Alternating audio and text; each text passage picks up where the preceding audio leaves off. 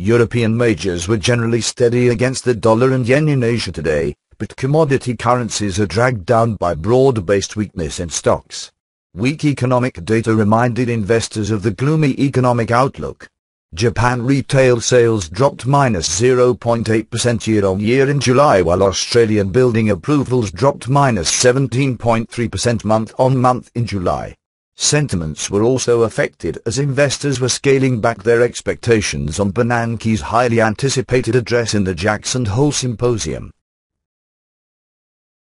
The latest Beige Book unveiled that economic activity improved gradually in most regions, and most districts indicated that retail activity, including auto sales, had increased since the last Beige Book report. Though technically, the big four US dollar pairings are stuck in range so far and lack inspiration for a breakout. Fed Chairman Ben Bernanke will deliver a speech titled, "Monetary Policy Since the Crisis," on Friday in the Jackson Hole Economic Symposium. All eyes will be on hints of QE3, with expectations being built up after the release of the Federal Open Market Committee minutes for the August meeting, revealing that many members judged that additional monetary easing would likely be warranted fairly soon. However, some pointed out that Bernanke could refrain from giving any clear guidance, as firstly, the message was already delivered in the meeting's minutes. Secondly, there are big event risks ahead in Europe during September, and there will also be elections in the US later this year. Instead, Bernanke could just opt for focusing on the lessons learned since the current framework was laid out 2 years ago. Meanwhile, PIMCO's Bill Gross commented that even if Bernanke fails to meet market expectations in the symposium, it's still likely that the Fed will announce more stimulus relatively soon. Gross pointed out that unemployment is still above 8%, and it's obvious that the Fed isn't comfortable, nor is the nation or the economy, with 8% unemployment going forward. But Gross also doubted that additional measures will produce limited results. In Europe, few surprises were delivered in a meeting between Merkel and Monti.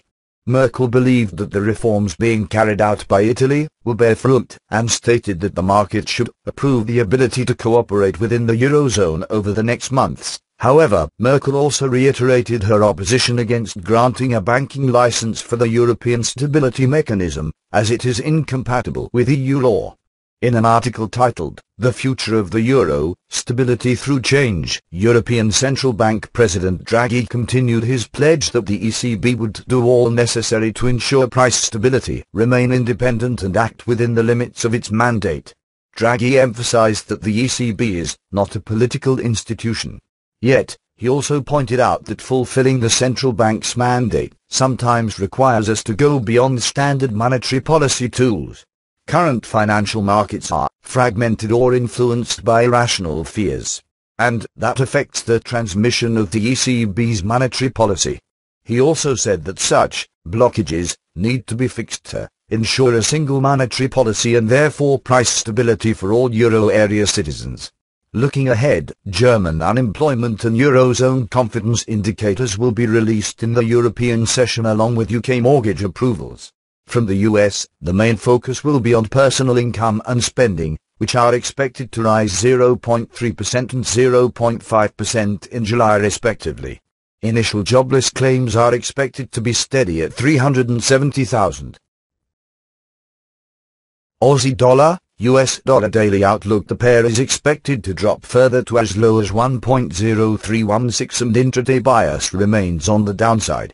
The rebound from 0.9588 is finished at 1.0612 already. Fall from there is expected to continue to 1.0176 and below. On the upside, above the 1.0397 minor resistance will turn bias neutral and bring consolidations.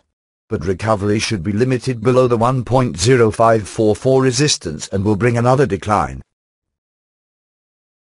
In the bigger picture, price actions from the 1.1079 high are treated as a consolidation pattern in the larger uptrend, in form of a triangle. Fall from 1.0612 could be the fifth and final leg in this pattern. Hence, such decline from 1.0612 is expected to extend further lower ahead to the 0.9968 support and below. The downside is eventually expected to be contained above the 0.9588 key support.